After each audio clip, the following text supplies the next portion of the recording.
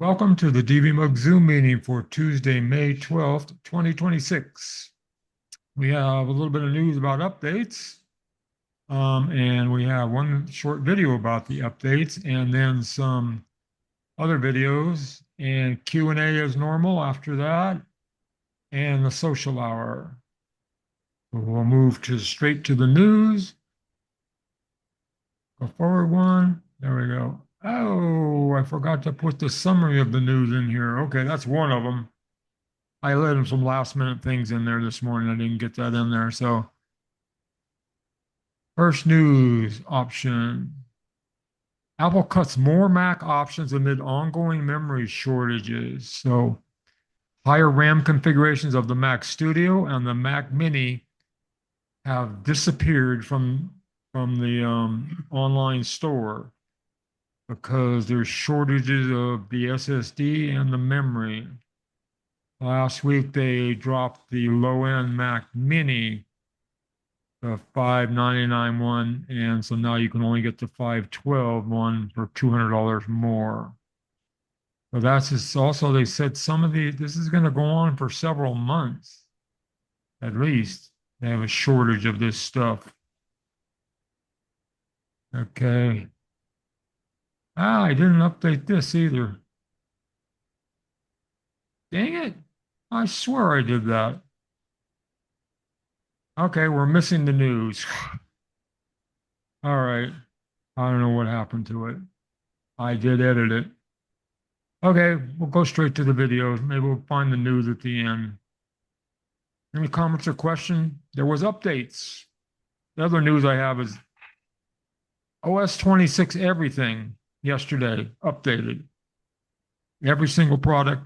And as usual, on a major updates for older versions of iPadOS, iOS, Sequoia, and Sonoma. The older versions only get security updates, no features. There are some features in the iPhone and the macOS updates, and we're going to see one of them is this. So this is a very short one about the iOS. Now, most of the updates apply across macOS too, including the end-to-end encryption for messages, the wallpaper, and the maps.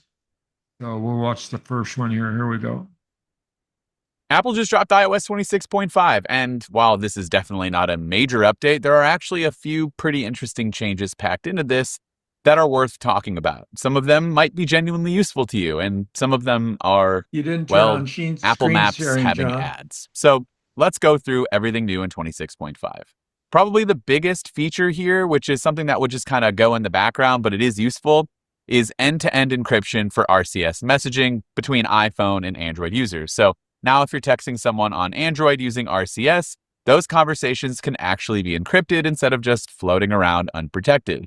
Apple says this is rolling out in beta for supported carriers, and encrypted chats will show a little lock icon inside of messages. Honestly, this is one of those features that should have existed years ago, but, better late than never. Apple has also added a new Pride Luminance wallpaper, which honestly looks really cool. It's dynamic, colorful, and changes as you move the phone around. Pretty standard yearly Pride update from Apple, but if you like animated wallpapers, this one is definitely nicer than some of the other ones. All right, now here's the controversial one. Apple Maps is starting to get ads. Yep, Apple says businesses in the US and Canada will now be able to place sponsored listings in Maps search results. Plus, there's a brand new suggested places section that recommends trending spots nearby based on searches and activity.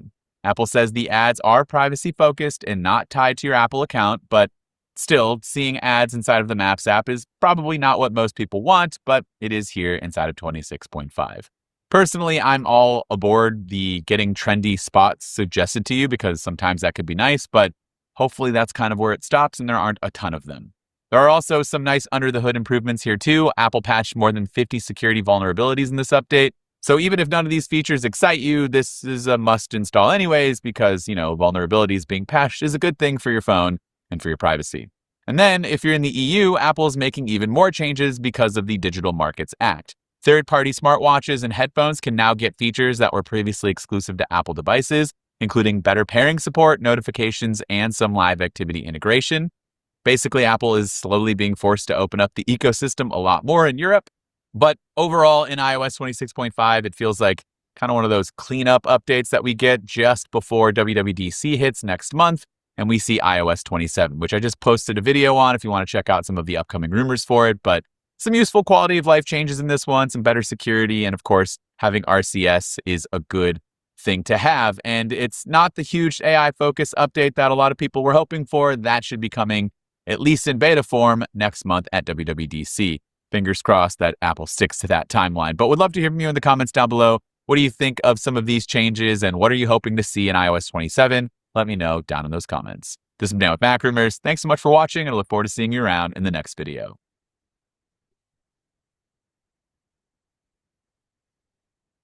Comments, questions? Pretty much those updates, I think, are all Mac OS updates also, those 3 features.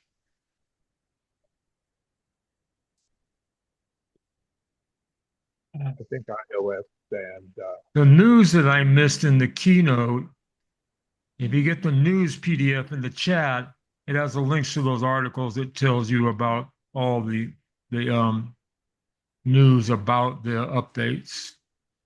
I missed that somehow integrating in the keynote this morning. Okay. Moving on. No comments, questions? All right, next one. the links are not working in the iOS app from First Lab. I have to drag over and copy. I have the list of errors of what I'm seeing in that. I'll put that in the chat. Okay. This is a short one from Apple. How to use AirDrop on your iPad and your iPhone. Still showing up. With AirDrop, you can quickly share stacks of photos, long videos, and even large files from your iPhone or iPad to nearby Apple devices. Before you start, make sure the person you're sharing with is nearby and that you both have Wi-Fi and Bluetooth turned on.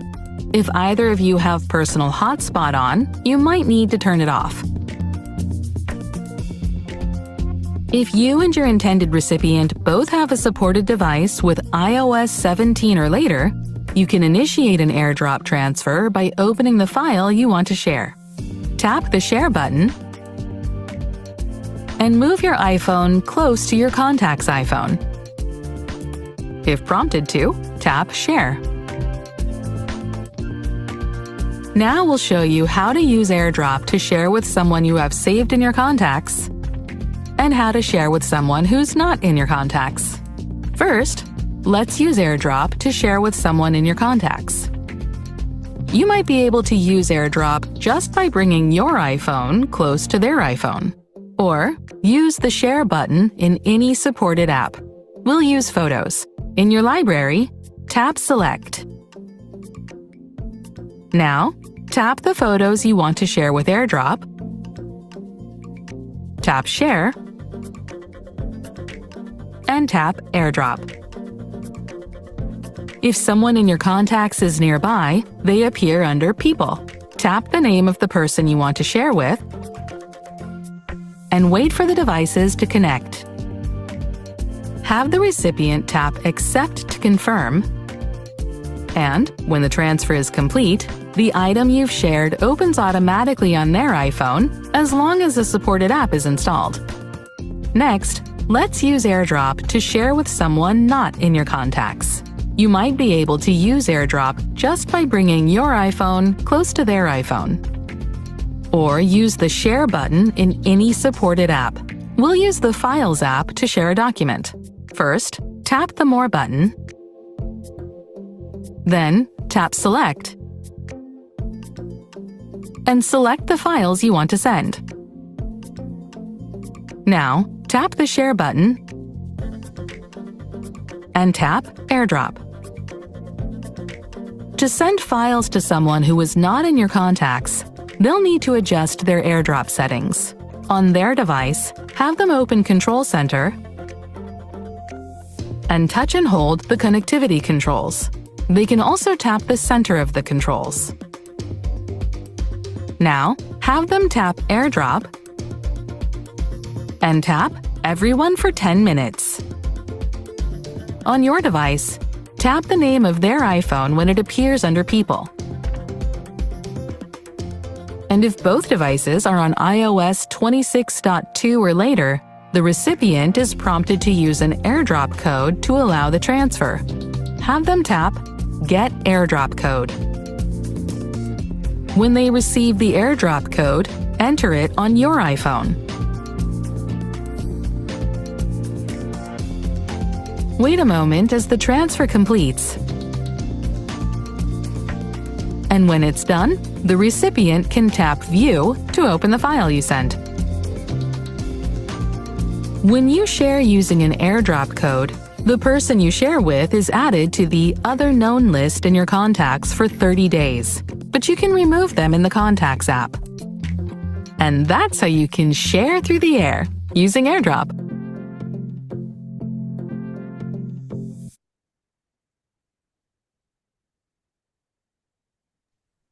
Comments, questions? Yeah, I have airdropped a number of times to people who aren't in my contacts, and I've never used an airdrop code. They said anything 26.2 and later. Interesting. I think she said 17 or later.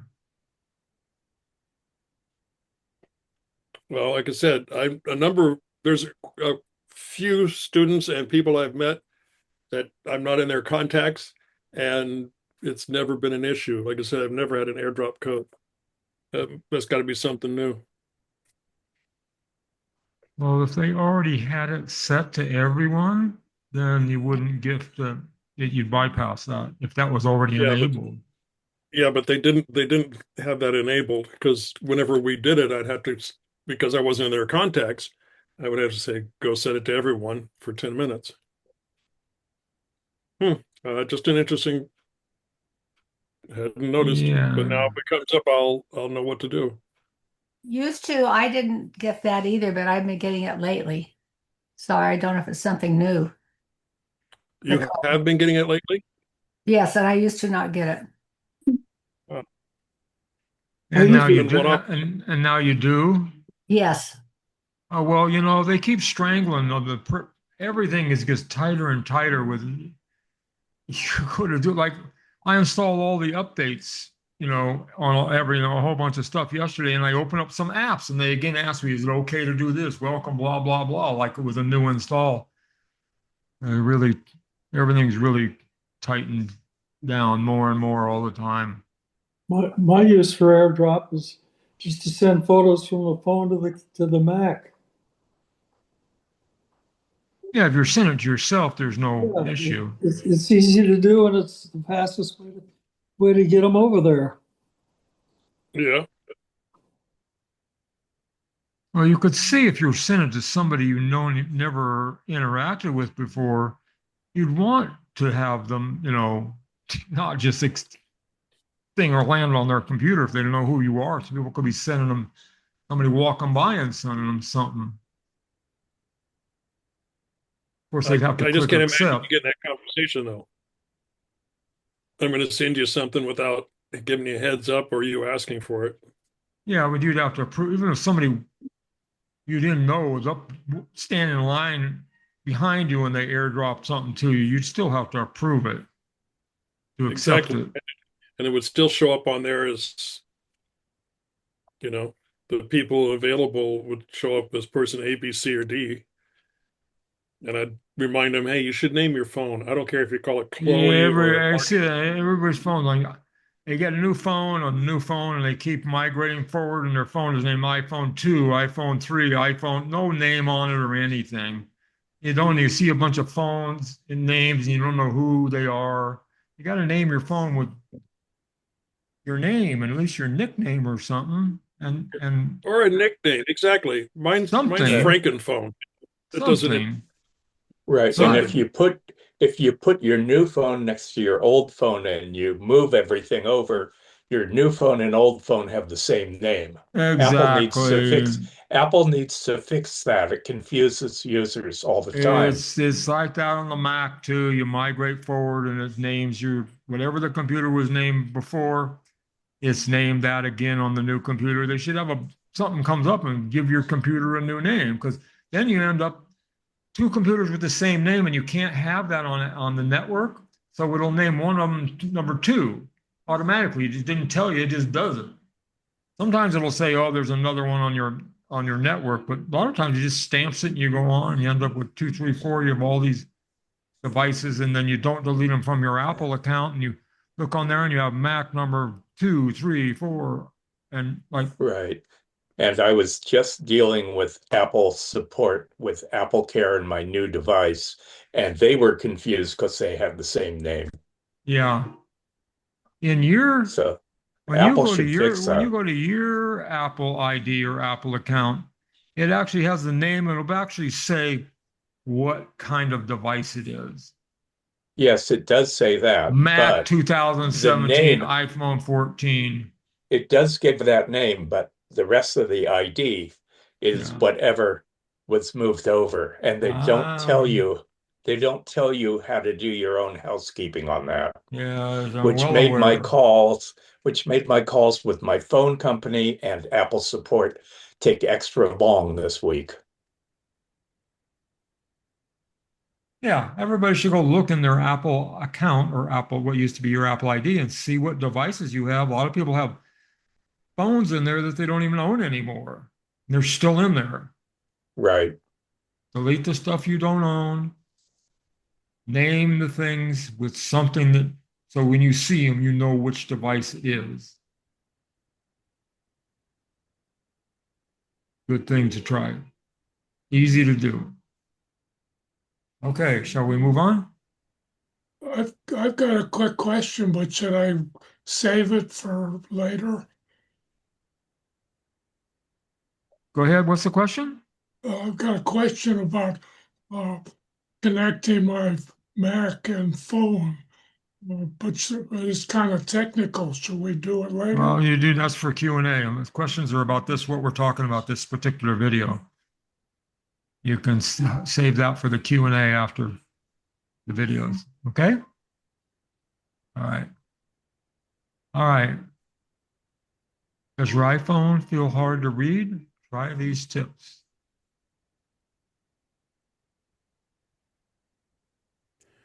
Now, before we get into some of the main features of the iPhone, what I first recommend, or what I like to show people, is how they can change the display size or the display text to make the phone easier to read. There are several options that we can make the readability of our iPhone a little bit easier on our eyes, especially with iOS 16. They added a lot more transparency. So what you may want to do is you may want to reduce that. That's what we're going to be looking at in this video, how we can make our iPhone easier to read. Now, if you find this video helpful, stick around to the end. I'll tell you a little bit more about myself and how you can help support my efforts in creating these videos. All right, let's take a look at how we can make our iPhone a little bit easier to read.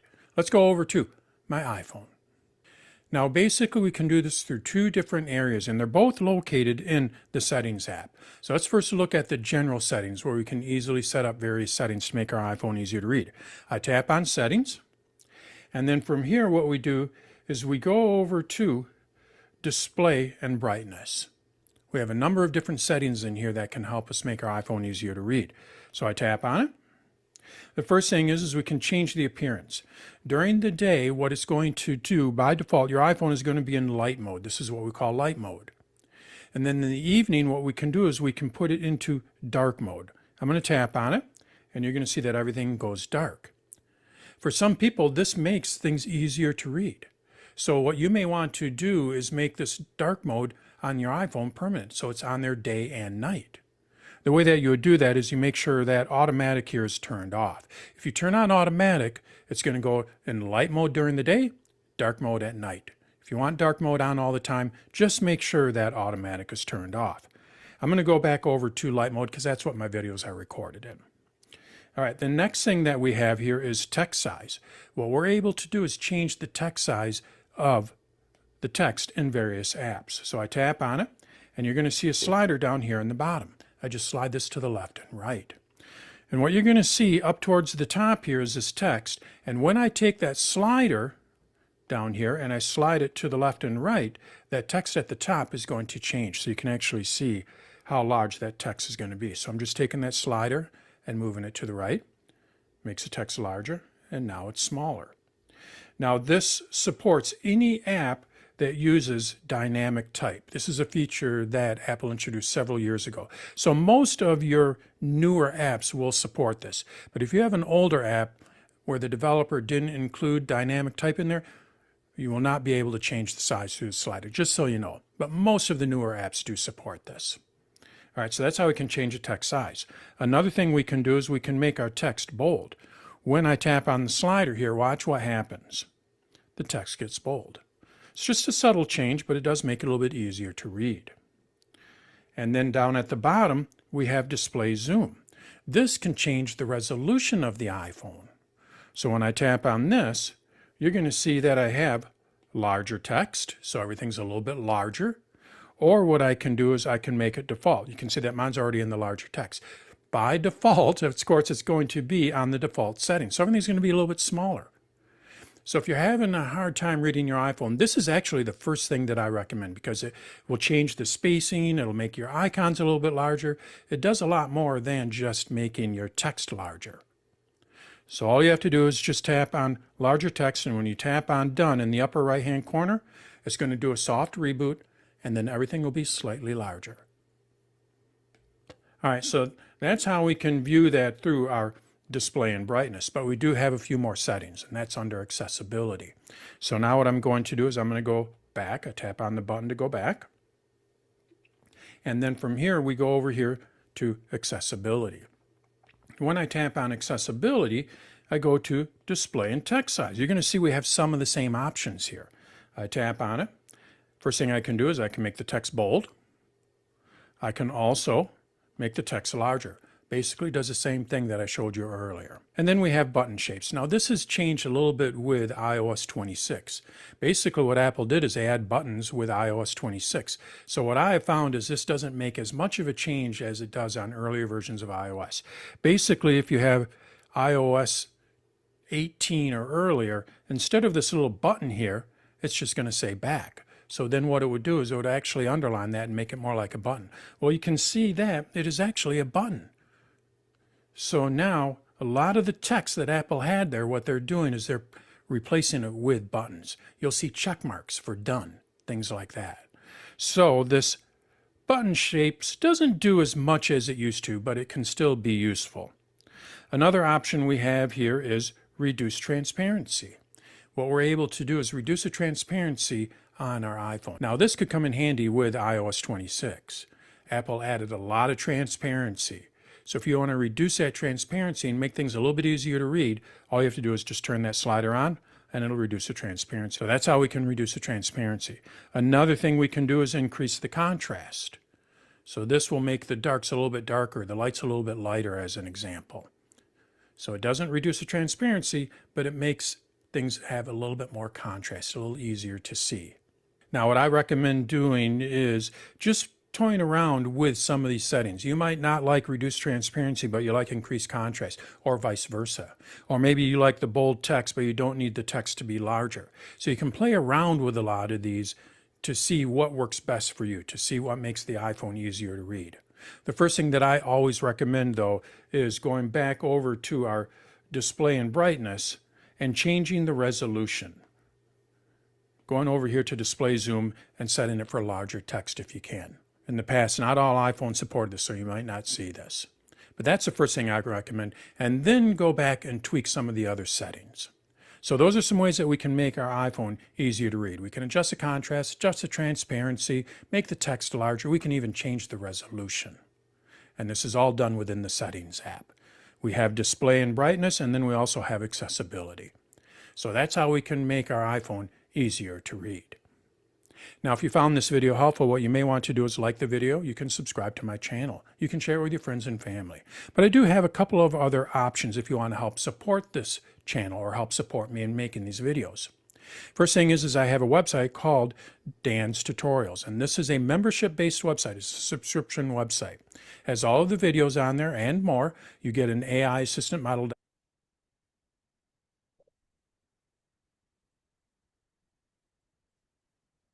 Comments, questions? Skip the ad at the end. Yeah, I have he didn't mention night shift. How does dark mode affect night shift? I, does, I'm not sure. Anybody, with any?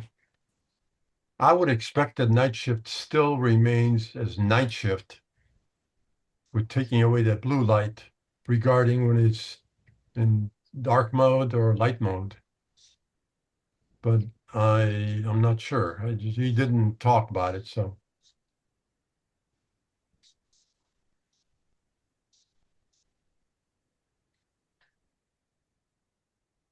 Nobody? I have no idea. Where do you see night shift? Bruce? That's the Display and brightness. Yeah, that's the option where you, from certain hour to certain hour, like at night, you don't want that blue light. You Oh, want the, that has to do with the blue light thing. Yeah, that's not light and dark is separate than the blue light. Night shift is to what is it, you turn off the blue light because it keeps you awake or something? right. I think there's Yeah. been some research lately on But that's on not that really blue true. light thing and discounted it as having little, if no, validity. I think I Really? saw that. Oh, Say that 3 times real fast. There is an app I understand called F.Lux, and it actually does something with the blue part of the light, and I've never been able to download it. Does anybody else know anything about this? Like I say, I think they just done some research on it and found that it really isn't an issue, the blue Really, the light. blue? Yeah. and you have that option on your phone to turn it on from a certain time to a certain time. Like I have it turned on from 6 o'clock at night till sunrise. Now, what option is this on your phone? It's called night shift. Oh, I already have that. Yeah. Okay, yeah, I have all that enabled. Yeah, so supposedly that takes care of it. You don't need a third-party app. I just did a search and there's a number of discussions. You can find it out there. On the blue light issue? Night shift versus Dark mode? the dark mode. Yeah. Dark mode, light mode doesn't have anything to do with the color temperature. It just flips it from white to black, the background. Right. The night shift is a color temperature, like this light here has 3 color temperatures. So go like this, you'll see. That's brightness. Right. Now watch, I'll change the color temperature. There you go. See that? That's a warm light, a little whiter. That's blue. That's basically blue light. A lot of these LED lights have temperature controls on them. Mm. So is that in your night shift settings? That's correct. It takes the blue light away from you when you from a certain time to a certain time. Oh, okay. The blue light doesn't seem to bother me. I can sit at the computer for an hour with the blue light and go right to sleep. And you will see the difference in the screen, kind of warmer, like John was just showing. It turns kind of orangish, which some people experienced when not turned on, not being able to go to sleep right away, at night.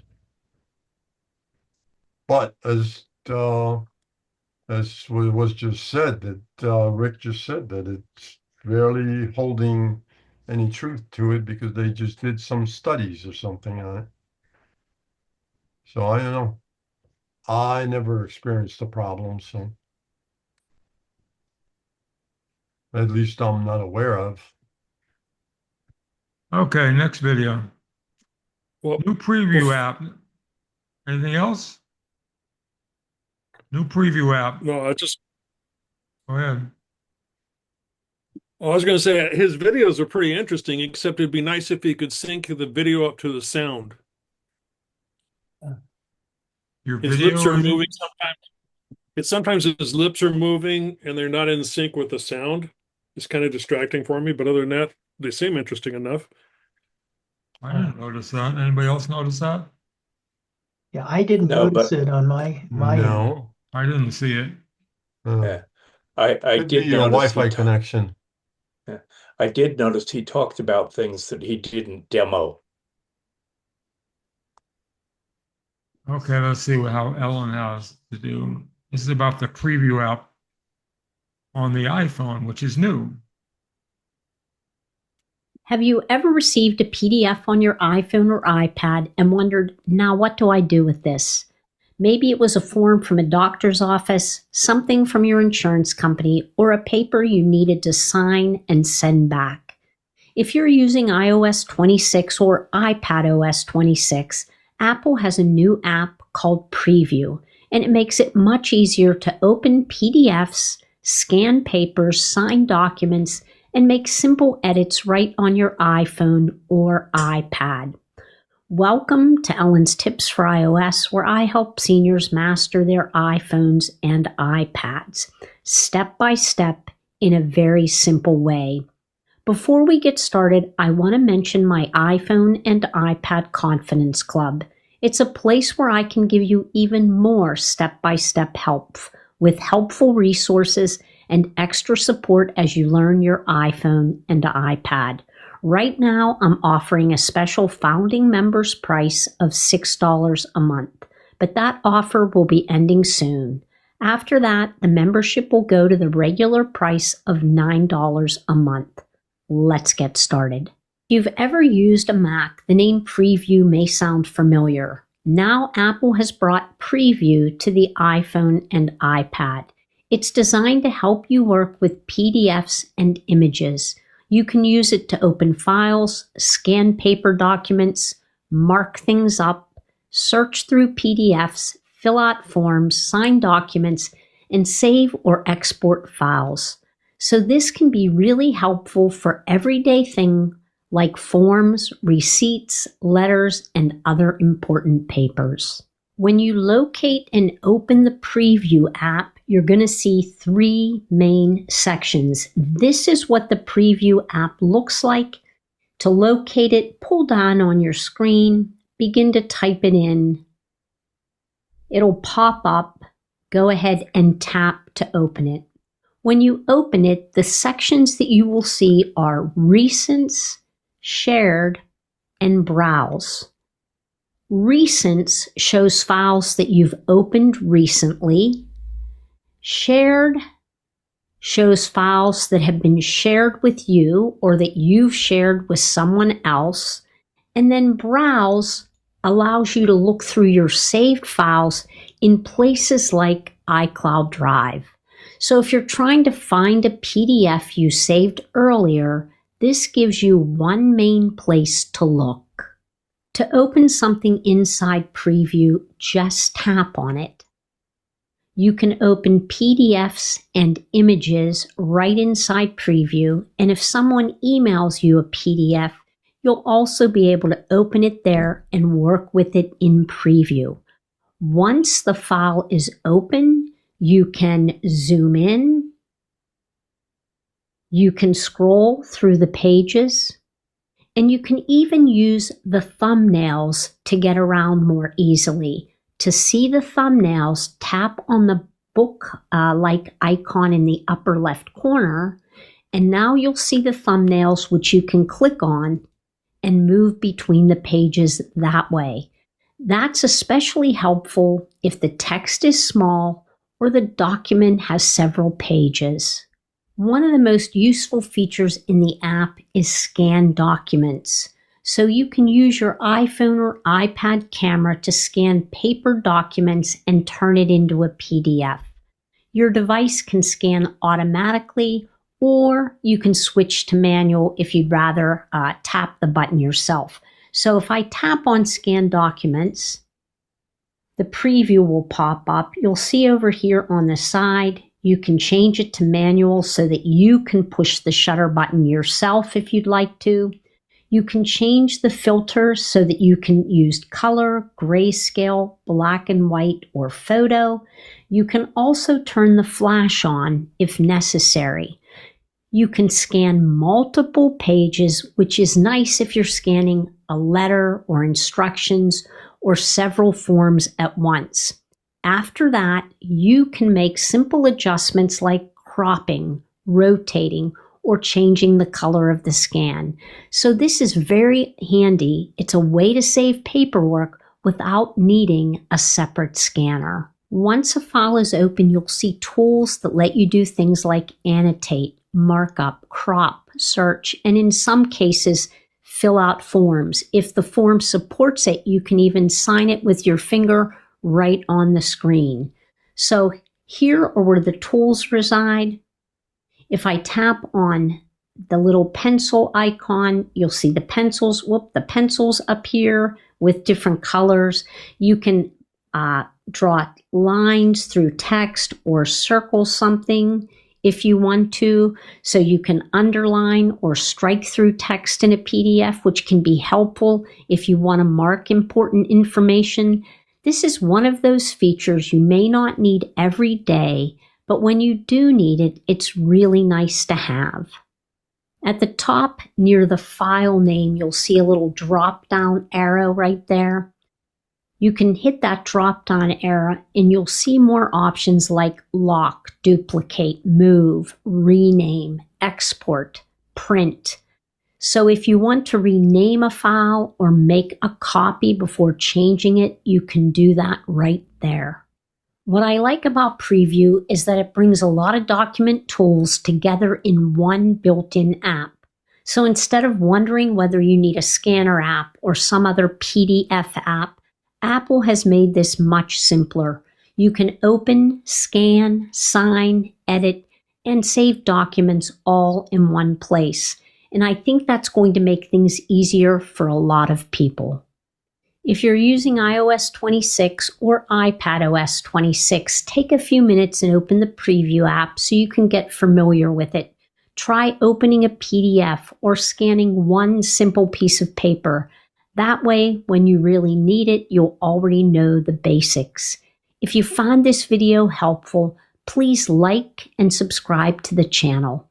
Thanks so much for watching. I'll see you next time.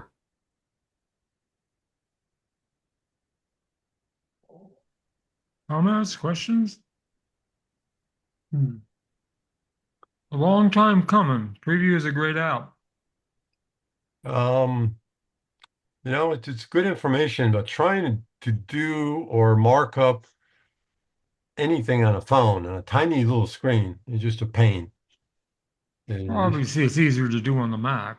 So outside of that, yeah, it works. It scans. It does a wonderful job. I do it on a weekly basis, and other times where I have to sign, use signatures and everything. But I couldn't figure a way out. I have no patience doing something that's on a tiny little screen. Just my 2 cents.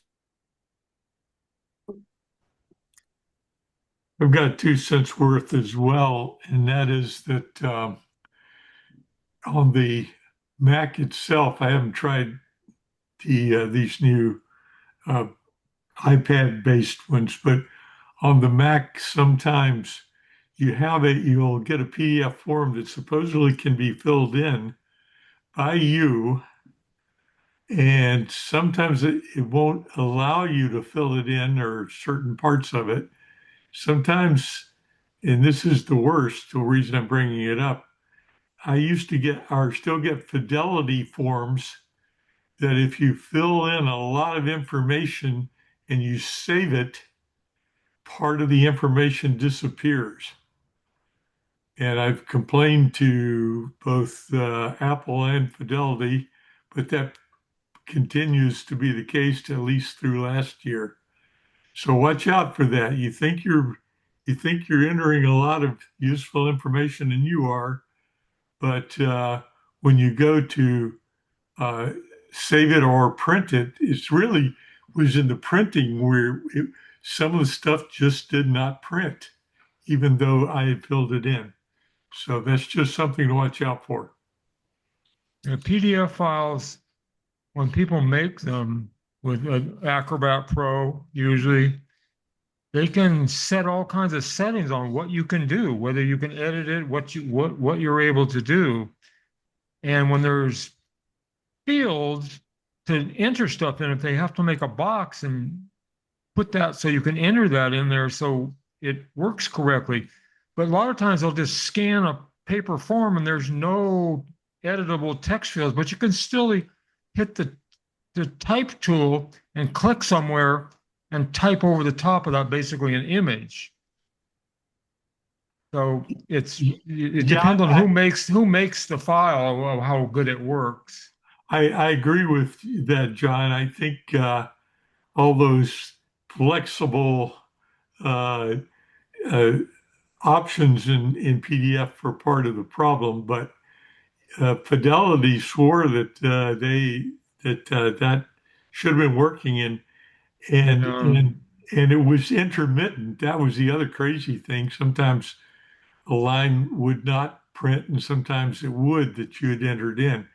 So I'm just saying it's something to watch out for, because you can waste a lot of time and turn out not to have accomplished what you thought you were accomplishing. Yeah, I had trouble with a DocuSign document that I tried to do in preview, and I wound up having to go back to Adobe Acrobat to fix it. Oh, it depends on who's created the fields. Yeah. Right. And what permissions those fields have. Well, sometimes I got a doctor's, new doctor go check for an eye exam and sent me this 10-page thing to fill out all this stuff. It had no fields in it. It basically was a scan of a piece of paper. And so, you go in there with the text tool and you type where you're supposed to do, and you type, and it creates a text field where you can type and save it and print it and whatever. But it was really tedious. It was really, basically you could tell it was a little crooked. It was done with a scan of a piece of paper. Well, I forgot to mention one other thing, John, and that was important, so I'll stick it in now. I found that if I went back and opened those PDFs in Chrome instead of in Apple's version or preview, and filled them in, it worked as advertised. So Chrome was behaved better with those PDFs behaved better with Chrome, the fillable, editable ones, than they did with Apple's preview, and that continued to be the case year after year. It could be. Do you still have Adobe Reader or Acrobat Reader installed on your computer? Yeah, I think it's around somewhere. I don't drag it up. If you ever installed Acrobat Reader, it puts a plugin in your browser where you can view PDFs in your browser. And that's how you're probably editing in Chrome with the Adobe PDF plugin. That could very well be, yes. And even if you throw away the Acrobat app, the plugin remains. Good idea, or good observation. And within Safari, it's built in native. You can just view the PDFs. Okay. Anything else? Move on. Okay, next. Okay, this one's a little long, but a lot of people don't know how to do this. And it's good to know if you don't, it exists. If you ever get a new drive or you want to change the format of a drive and what that means. And Gary does a good explanation of this. So let's go on. Hi, this is Gary with MacMost.com. Let me show you what you need to do when you get a new external drive for your Mac. So whether you're getting a large spinning hard drive, a smaller spinning drive or maybe a flash drive or maybe even a USB thumb drive, you probably want to reformat the drive before you use it on your Mac. The reason is most drives you get in the store are going to be formatted for Windows. You want to format it specifically for Mac. So as an example here, I'm going to use this little flash drive, but it's the same process even if it's a big hard disk drive that you're attaching. First thing you want to do is connect it to your Mac. Then you want to look for it in the Finder. Now, if you don't have a Finder window currently open, switch to the Finder and one should open or go to File, New Finder window. And then look for the drive in the left sidebar. In macOS Tahoe, it should be under Locations.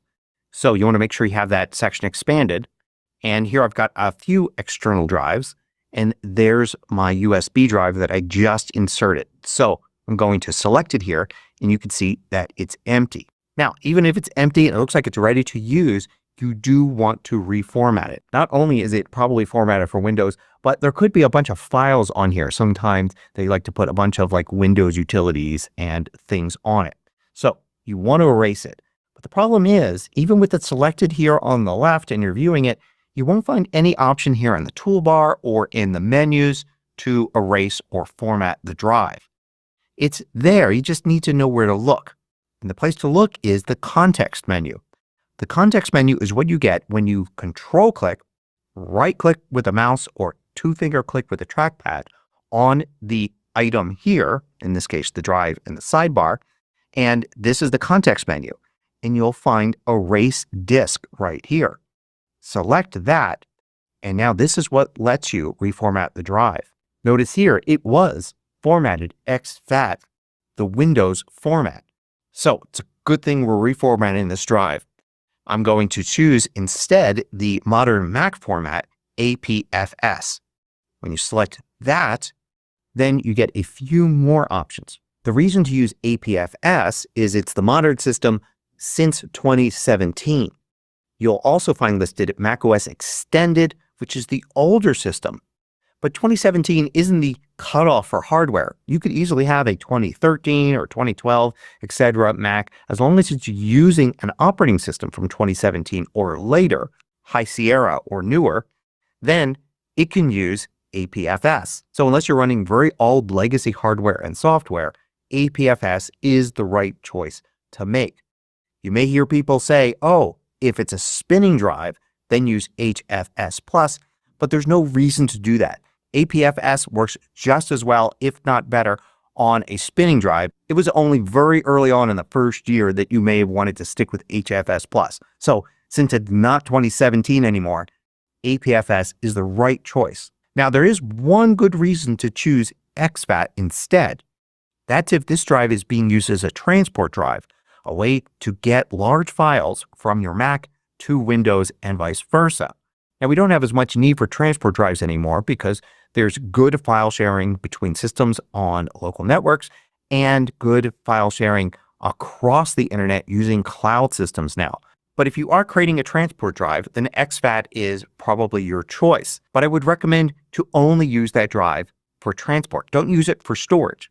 If you need a transport drive, have that be a separate drive from a drive that you actually store Mac files on and work with them on your Mac. So exFAT will be the choice there. There's also the much older MS-DOS FAT format if you need to be compatible with very old Windows machines. But for the vast majority of uses on your Mac, you're going to want APFS. It's important to note that if you do format the drive as exFAT, then it won't work for certain things on your Mac. Certain kinds of files, like library files for the Photos app or iMovie or Final Cut Pro, you can't save those on an exFAT drive. And other things may not work or may not work as expected. For instance, Spotlight won't work as well or may not work at all on an exFAT drive. And you also be missing some anti-corruption features that APFS has that exFAT doesn't, and security features like being able to encrypt it. So there are a ton of good reasons to only use exFAT if you need something as a temporary transport drive between Mac and Windows. You also have a few other options here. Case sensitive is one option, but you probably already know if you need that. You're a developer who's working on something where you need case-sensitive drives. But the encrypted option is actually a good one. When you select that, then you get to enter a password and verify the password. Now, you may think you need that password every time you connect that drive to your Mac, but your Mac's password keychain will offer to remember it for you and make it automatic. But if you then take that drive to somebody else's Mac, you'll need that password. But the reason to use encryption is if you think there's any chance that this drive could get lost or stolen, which is probably the case for most people. It could end up somewhere out of your control. Anybody can read the files on that drive. But with it encrypted, they would need the password. And it's not simply locking the drive, like they need to get past the lock to see the files. It's encrypting the files using that password, making it nearly impossible for anybody else to get access to them without the password. And that includes you. If you encrypt the drive and you don't save it in your Mac's keychain and you don't remember the password, you won't be able to access those files later on either. So make sure you have the password saved in your password manager and perhaps written down and stored safely somewhere as well so that you never run into that situation. And there's another reason to use encrypted, even if you don't think you may lose the drive anytime soon. And that is when it's encrypted, when you erase the drive again, all of those encrypted bits are now useless. So you've basically securely erased the drive just by erasing it. But if you erase a drive that wasn't encrypted, then parts of files may still exist on that drive until they're overwritten as you use it again. So using the encrypted option isn't just secure for now, but could help security years from now when you use the drive for something else. So we also have the chance here to change the name of that drive. So I'll do so like that, change it to whatever you want, enter in your password there or decide you don't want it encrypted, and then click erase, and then it will erase the drive, disappear from here, and then reappear once the formatting is done. There is one other way to get to this context menu. If you'd like, you can go to the top level of your Mac, the computer level here. Then you'll see all the drives attached, including this one, and you can control click, right click, or two finger click and get to the same erase disk utility. If you find these videos valuable, consider joining the more than 3,000 others that support MacMost through Patreon. You get exclusive content, course discounts, and more. You could read about it at macmost.com/Patreon. There also is another way to erase and reformat the drive, and that's to use the Disk Utility app that's on your Mac. When you run that, you'll see your drives here in the left sidebar. Now, if you select this drive and then you use the button here at the top, Erase, one of the things you'll notice is you don't have as many options. In fact, under Format, you'll notice you can't actually even switch formats. I only have APFS here, and if the drive was still exFAT, it would only present me with exFAT here as my option. That's because I don't actually have the drive selected. I've just got the volume on that drive. A drive can have multiple volumes, but with typical use, you would just have the one. So in order to actually see the drive and be able to reformat it, you want to go to View and switch from Show Only Volumes to Show All Devices. And notice when I do that, everything expands, and you can see how I just had that volume selected there.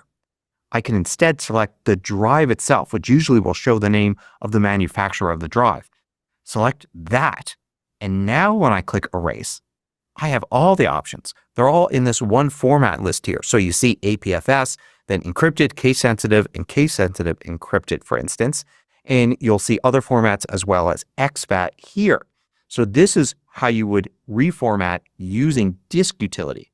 To just show you another option here, but for almost all uses today, you would stick with GUID, and then you can erase the drive with a new name here.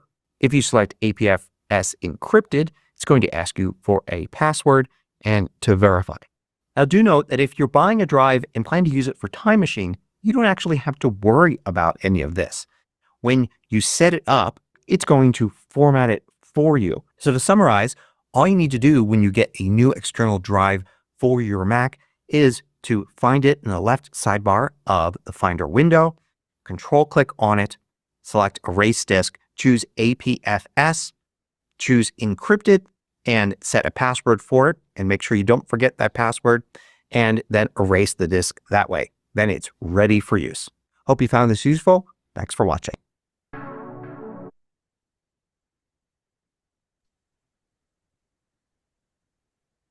All right, there you go. Comments, questions? I had no idea you had to do that. Yeah. Like you Yeah. said, if you don't do it, it'll kind of work and it'll be exFAT and it'll work on Windows or the Mac. But if you're not going to do that, you're better off. Like if you want to run disk utility on it, it won't run it on any but a Mac formatted drive. Yeah. Not I mean, not to No, not to that's scare not true. anybody, not to scare anybody or anything like that, but some time ago,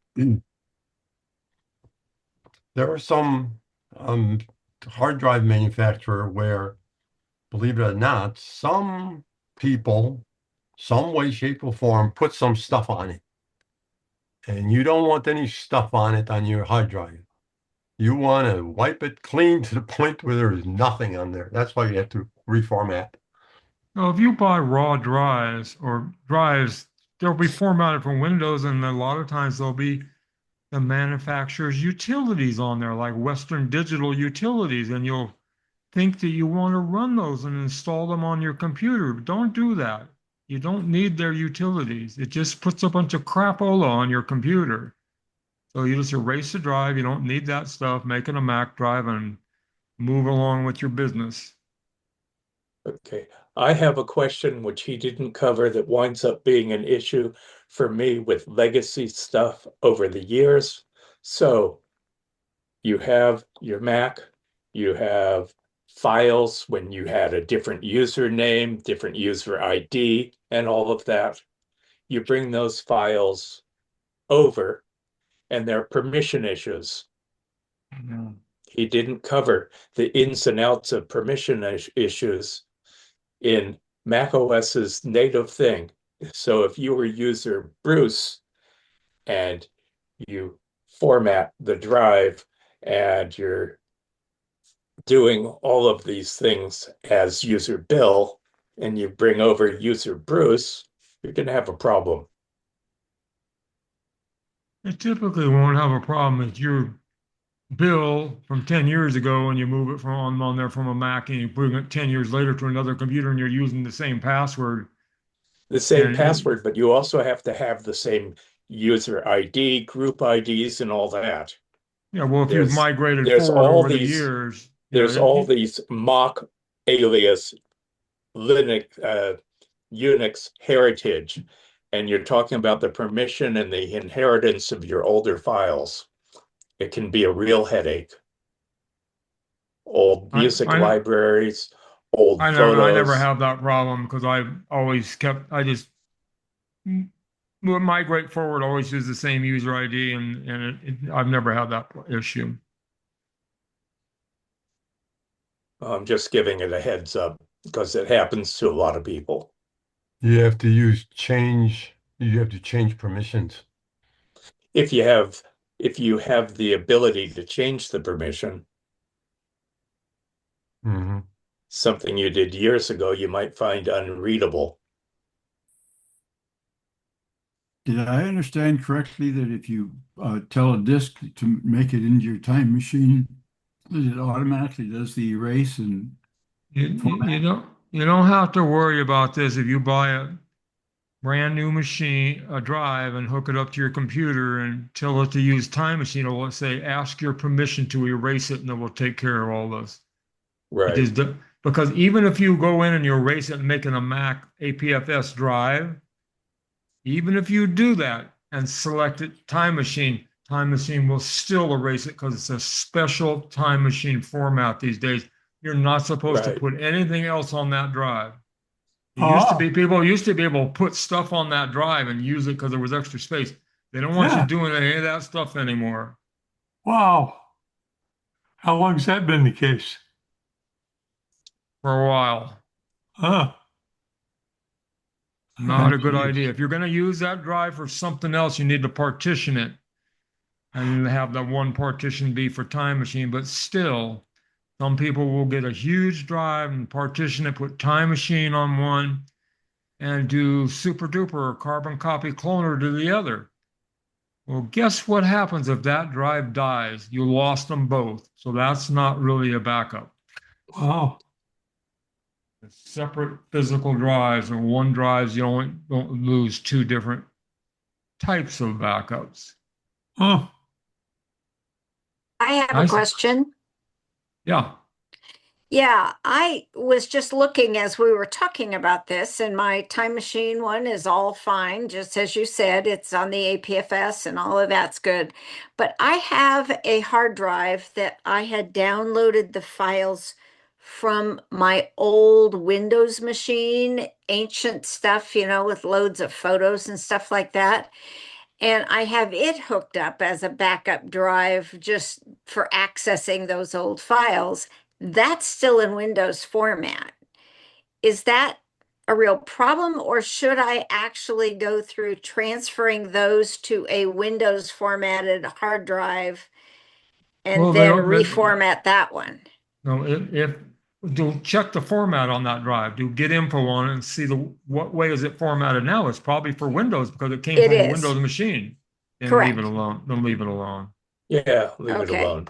I didn't know whether I needed to get a new Windows or a new Mac formatted drive and transfer everything over. No, you don't need to do any of that. That sounds like a lot of work. Well, I didn't want to do that. If you want to do that, you'd have to copy that drive onto another Mac formatted drive, erase that drive, and copy all the files back, Right. which Right. doesn't make any sense. There is an issue, though, in that if you continue to use the Windows drive to access files but not to transfer them, that drive eventually is going to fail. Right. All That's my drives are worry, sold too. with what's called MTBF, mean time between failures. Yeah, that is that the only copy of those files is on that drive? I think a lot of them have been downloaded onto my Mac and therefore are in iCloud, but it's left plugged into my Mac all the time. So does that get copied to iCloud? No, No. Okay. absolutely not. Then I probably do need to transfer them to something onto my machine so they get copied into iCloud. How big is the drive? How much data is on it? About 500 gigs. You have 500 gigs of data on it? Yeah. So if that drive dies, you'll lose 500 gigs of data. Right. You need to get another drive and make a copy of that drive. I will do that. Yeah. I have one in the cupboard. I'll do that probably this afternoon. Did you pull that drive out of a Windows machine? No, it was a standalone hard So drive that was bought plugged it, into a you plugged Windows it in and machine. copied the stuff off of it. Right. So it wasn't an ancient drive, it was new at some point. Well, it was new probably 7, 8 years ago, which Well, is old enough I worry I've about it. seen drives die in a year. I've seen the drives last 10 years, but the longer they run plugged in, more likely they're going to fail just by the fact Okay. that they're spinning all the time. Yeah. If you don't Well, I've need got it, a blank 1 terabyte drive here. I'll plug it in and I'll format just, it for the Mac and copy it over. and if you don't use that all the time, it's just, you need to access those files sometime. You don't need it plugged in all the time and spinning and wearing out. You just turn it off and just leave it there. It can be plugged in, but not plugged in. It won't spin, it won't heat up. It's less likely to fail. All righty. Thank you for the answer. Okay. Right. You don't need to move over files that are specific to the Windows operating system or, Windows-based programs. You just want your data. That's Right. all I have on that drive is just data. Okay. The user. Yeah. Yeah. Okay. Thank you. All right. Something in the chat. Did somebody put something in the chat? I see something. What is it? Okay, bye, Don. Okay, next. Anything else? We'll move on to the next video. I've got one. I think it's just probably a quick question. Sure. If I moved all my old system over onto new Mac Mini a while back, and I found out kind of after the fact that File Vault gets automatically turned on when you do that. Yeah, it does that. You don't pay And attention. and The so latest, does that I think I'm sticking my head in the sand about the implications of that. But the question relevant to uh, reformatting and setting up a new drive, if you copy something onto a new drive off of a system that has File Vault on it, does it come over encrypted or is that a different no, matter? no, Oh, okay. not unless the new drive has File Vault on. Okay, thank you. There's the thing. Along the way, File Vault's always been an option. Then Yeah. when you installed a new system or you updated at some point, it came up with a dialog box with the box pre-checked to turn on File Vault, and you could uncheck it. Now what they do is you install the new Tahoe system or upgrade to the latest, and when you get up, it says your drive is now encrypted. Yeah. It does it without asking you, and Exactly. informs you that it's been Exactly. done, and you can and it tells you you can turn it off. Which I don't run it. I don't like on a laptop that leaves the house. It's probably a good idea. Somebody Yeah. steals it, you lose it. Nobody can get to your stuff. If you have a computer that never leaves your house, it can make things more difficult if stuff goes wrong. I agree, but I didn't find out until, as you point out, after the fact. Is You there can, anything I should do? if you don't want it on, you Yeah. can go in and uncheck the box and it will turn it off. But depending on how much data you have, it could take hours or days, depending on how fast your mini is an Apple SSD is very fast, depending on how much data you have. One time at the clinic, we had somebody had File Vault on, and we had to run a disk utility on it, try to repair it, and we had to turn File Vault off first, and they had to leave it for a week to unencrypt it. A week before we could repair it, and we did repair it, and it did that worked. But File Vault was a hindrance. Yeah, so with SSD, it's probably not quite as big a deal to turn off File Vault as it was back in the good old days, huh? Right. Well, in terms of time to decrypt, that's what I'm referring to, what you were just talking about. Well, I had a drive sitting here. Somebody had their photos library on an external spinning drive because it wouldn't fit on their SSD internal MacBook. And the thing died. Couldn't mount it, couldn't get to it in the Finder, couldn't read it, nothing. Disk utility said it couldn't do anything to it. So I have a disk utility called Disk Drill, which will read the files on the drive without mounting it in the Finder. And I recovered all 80,000 photos off of it, but it took a week. Wow. If File Vault was on, I'm not sure that would have worked. Ah. I don't know. Yeah. Thanks for the extra information. I would say if you're going to File Vault it, make sure your time machine works and maybe make a super duper or carbon copy cloner of your user phone, And also keep the key that Apple gives you to undo that File Vault. It tells you now, there's an option that tells you can save the key, which is a long string, in your passwords file with the passwords app. And you'll be given that key if you turn off File Vault. That's when they give you the key. Is that right? They give it to you when they turn it on, and you request the ability to decode it. Right. You can't get it after the fact.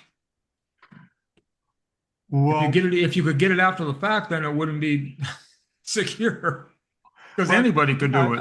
I can see that, but since it was in the an original instruction to encrypt was not within my control, or I That's was, true. It just did it, huh? yeah. So where did that key I go? I was able to just pull up my key and look at it. Where are you? I went into system settings. I typed in file vault in the search box, Uh-huh. and then it gives you recovery key show. And if your Oh, it's file in there, vault is huh? on and you're in your system, you can do recovery key show and you can copy the string. Thank you, Oh, Bill. You're That's welcome. really worth knowing. that must be something Okay, new when they automatically turn it on. right. Because I Oh, didn't know yeah. if mine was automatically turned on or not, so I just checked. And there's that key, which I better save somewhere. You better save it somewhere. Yeah. For sure. Yeah, Bill, Okay. Where what did you was go, your, Bill? you started at system settings and how did you get to that? Okay. I went to system settings. System settings has a search box. Right. Where'd my search box go? It's above your name. You Yes. type in file vault and you press return. And then under privacy and security, file vaulted on mine right now is in bold. I click on it. I see the window for file vault. It shows you whether your file vault is on or off.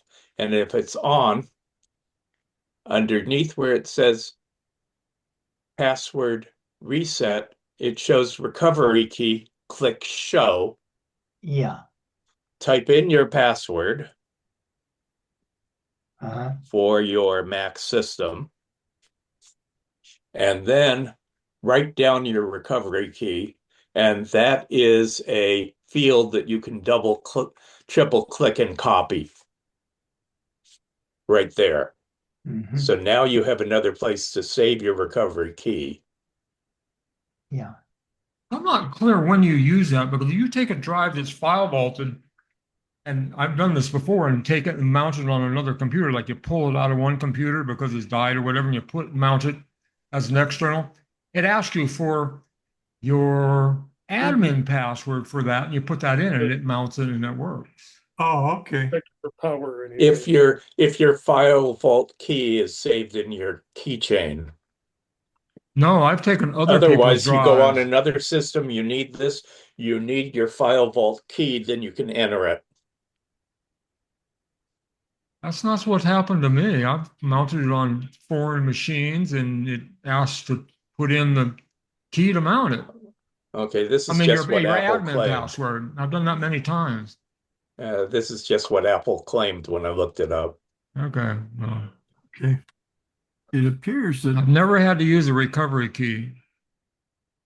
what this means is that everything is as secure as your admin password. Good point. It could be different. They keep tightening the screws on everything. Yeah, that's what worries me too. I just So, tried this routine on File Vault and I found that File Vault was turned on and I don't remember ever turning it on. However, right. Look, I turned it off and the next click brought up a window saying privacy and security. Enter an administrator's name and password to disable File Vault. yeah. So I am going to do that and And disable it. don't do it now. It's going to take a long time, hours and hours. Now, I'd like to add, Bill just searched for it. I just went into my keychain,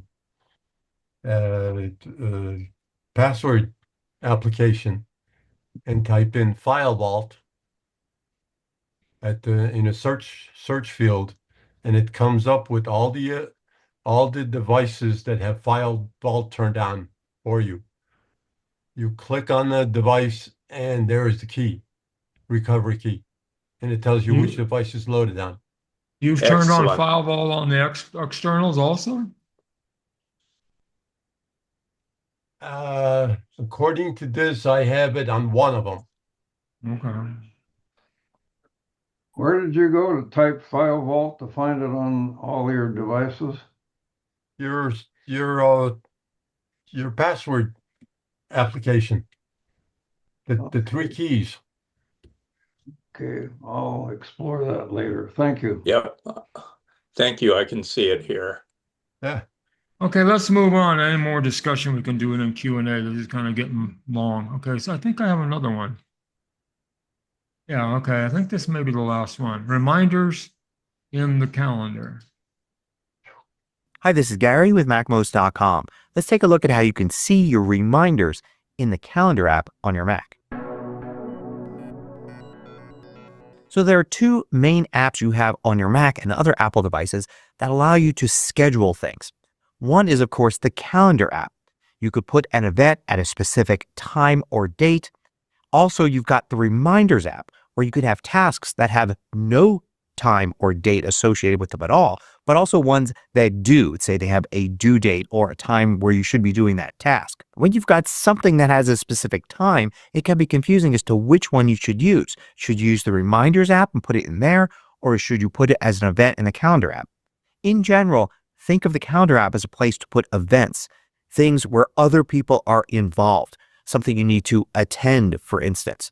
Whereas the reminders app is more about tasks, things that you need to do. And often these don't have a specific time associated with them. They're just things you need to do at some point. But sometimes they do have a due date or specific time where you need to be doing that task. And in that case, you can create a reminder with a time. And when you do that, you could also see those reminders in the calendar app. So you don't have to decide which one it goes into. You could do it as a reminder and also see it in the calendar app. So here I've got both the reminders and the calendar apps open. In the reminders app, in the default list, I've got 3 different items. 2 of them have dates. One has a date and time assigned to it, while the other one has no date or time assigned to it. I have another list called work tasks, and I've got one item in here that has a date and time, a due date for this, whereas the other one has no specific date and time assigned to it. So I've got 3 total items in reminders that have either dates or dates and times. Now, in the calendar app, I've got a few events here. Now, it would be nice to be able to see these reminders items also on the calendar, and you can. What you want to do is you want to look for schedule reminders under other here. And if you don't see the sidebar here, you can go to view, and then you've got the show and hide calendar list item there. And then if you don't see the items under other, you may have to expand it like that. Then simply make sure schedule reminders is turned on. When I do that, you'll see these things appear here. So you'll see the 2 items here from my reminders list. And then there's that third item, the one from the work tasks list there. These will appear here and they will mirror what you see in reminders. So you get to see the same item in both places. Now, this is a new feature that started with macOS Sequoia and also on the iPhone and iPad with iOS and iPadOS 18. So you have to have those versions or newer. You could turn schedule reminders on or off as you like. So if you've got a ton of different reminders here and it clutters your calendar, you can have it off usually and maybe turn it on when you want to focus on getting some things done and you want to see your reminders alongside your events. If you find these videos valuable, consider joining the more than 2,000 others that support MacMost through Patreon. You get exclusive content, course discounts, and more. You can read about it at macmost.com/Patreon. You can add a new reminder using either app. So here in the reminders app, I'll go to work tasks here, and I'm going to add another work task with the plus button, and I'll add something here. And notice it does not appear at all in the calendar because there's no date for this. You need to select the information for this calendar event, and you need to at least add a date. So let's add February 23rd as the date. Leave off a time if you like, or you could add a time as well. Let's do 11 a.m. So now this has a date and time, and you can see it added to the calendar there. Likewise, you can use the calendar app to add a reminder as well. So let's switch your reminders to the reminders list. So we see that. And let's go in the calendar here, and I'm going to double click on this day right there. And you can see I can add a new event, but I could also switch to adding a reminder. And then you look and see this interface looks very different. Matter of fact, it's identical to the full editing interface you get in the Reminders app, even though I'm still in the Calendar app here. So I'll add a reminder here, and you can see since I double clicked on a date, it automatically filled in the date and time. I could change that if I want. So let's change that to 10. And I can also select which list it appears in.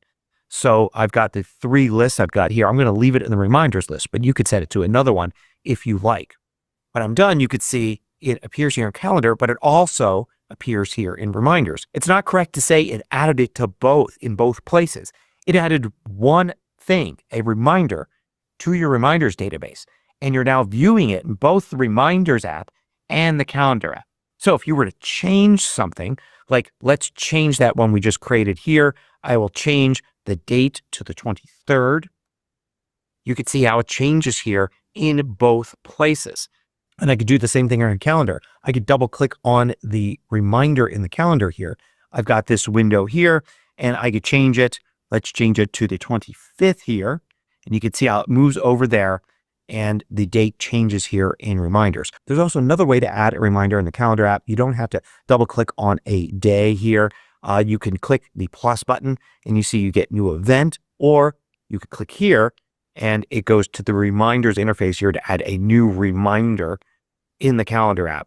Also note when you delete a reminder here in the calendar app, like I've got this one selected, I'll press the delete key on my keyboard. It's deleted here as well because there's only one thing. It's just viewed in both places. I'll delete this one and you can see how it's deleted off of here as well. Also, you can move things by dragging them in the calendar app and move it to another day, and you can see how it updates there. Now, what about completing items? Obviously, in the Reminders app, you complete an item by simply clicking on the little circle there, and then it's marked as completed and will go away unless you have show enabled here, where it will show the completed items. In the calendar, you have the same thing. Under View, look here, and you could show completed reminders. So you could see the completed reminder here, independently of whether or not you see the completed reminder here.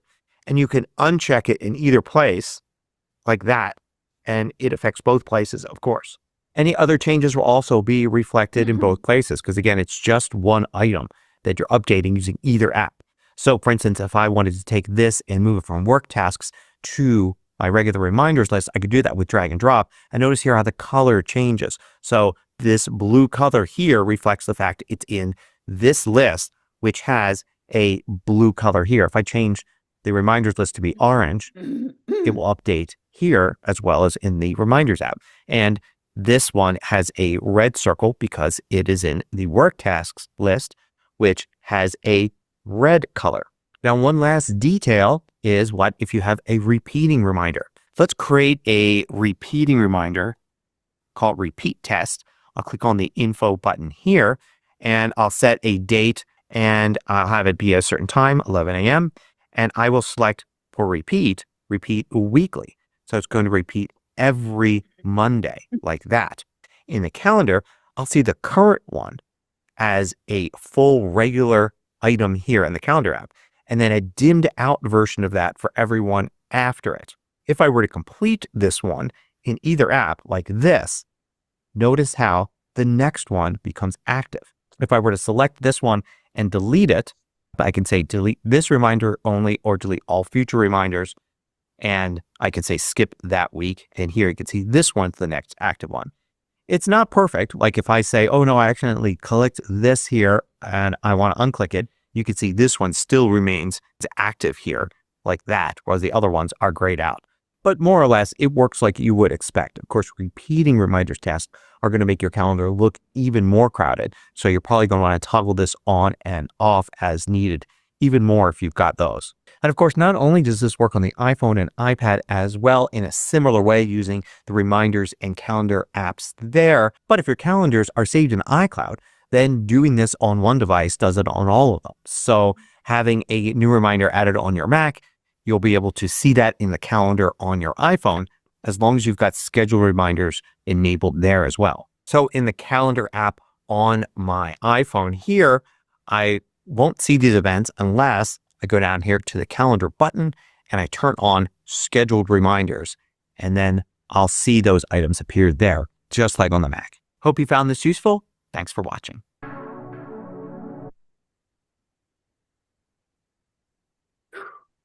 I found that useful on the iPhone. I didn't realize that some of the features were there on the iPhone. Everything on synchronizes between the iPhone, iPad, and Mac OS for all these apps that exist everywhere. Notes, reminders, calendars, contacts, Safari bookmarks, passwords, weather, all that stuff. They work the same everywhere.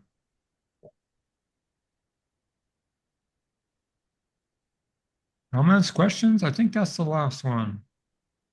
Yeah, it is the last one. Comments, questions about anything? Or should we move on to general Q&A? Start a new recording? Speak up. Jan has a question. Well, it can wait for Q&A. Thank you.